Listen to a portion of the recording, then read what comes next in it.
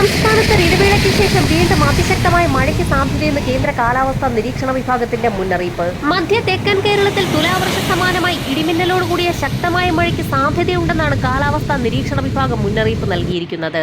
തെക്കേ ഇന്ത്യയിൽ തെക്കുവടക്ക് ദിശയിലായി ഒരു ന്യൂനമർദ്ദപാത്തി രൂപപ്പെടുന്നത് കേരളത്തിന്റെ കാലാവസ്ഥയെ സ്വാധീനിക്കും. ഇതാണ് കേരളത്തിൽ ഇടിയോടുകൂടിയ മഴയ്ക്ക് സാധ്യത ഉള്ളതായി കാലാവസ്ഥാ നിരീക്ഷണ കേന്ദ്രം ചൂണ്ടിക്കാണിക്കുന്നത്.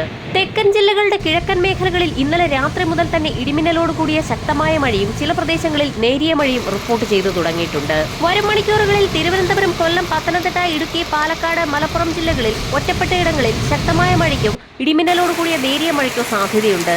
കനത്ത മഴ കണക്കിലെടുത്ത് പത്തനംതിട്ട, ഇടുക്കി, പാലക്കാട്, മലപ്പുറം ജില്ലകളിൽ യെല്ലോ അലർട്ട് പ്രഖ്യാപിച്ചു. തുലാവർഷത്തിലെ മഴ പോലെ ഉച്ചയ്ക്ക് ശേഷം ഇടിമിന്നലോടുകൂടിയ മഴയുണ്ടാകാൻ സാധ്യതയുണ്ടെന്നാണ് കാലാവസ്ഥാ നിരീക്ഷണ വിഭാഗം മുന്നറിയിപ്പ് നൽകിയിരിക്കുന്നത്. തെക്കൻ ജില്ലകളുടെ കിഴക്കൻ മേഖലകളിലും പ്രത്യേകിച്ച് മലയോര മേഖലകളിലുമാണ് ഇടിമിന്നലോടുകൂടിയ ശക്തമായ മഴയ്ക്ക് സാധ്യതയുള്ളത്.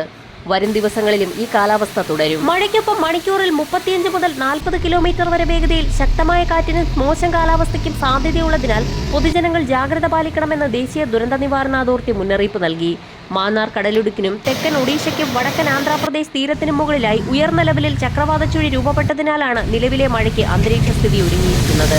തെക്ക് പടിഞ്ഞാറൻ ബംഗാൾ ഉൾക്കടൽ, തെക്കൻ തമിഴ്നാട് തീരം, ഗൾഫ് ഓഫ് മാന്നാർ, അതിനോട് ചേർന്ന കന്യാകുമാരി തീരം എന്നിവിടങ്ങളിൽ മണിക്കൂറിൽ 45 മുതൽ 50 കിലോമീറ്റർ വരെയും ചില അവസരങ്ങളിൽ 60 കിലോമീറ്റർ വരെയും വേഗതയിൽ അതിശക്തമായ കാറ്റിനും മോശം കാലാവസ്ഥയ്ക്ക് സാധ്യതയുള്ളതിനാൽ തീരദേശവാസികളും മത്സ്യത്തൊഴിലാളികളും അതീവ ജാഗ്രത പുലർത്തണമെന്ന് ഇൻകോയ്സ് മുന്നറിയിപ്പ് നൽകി.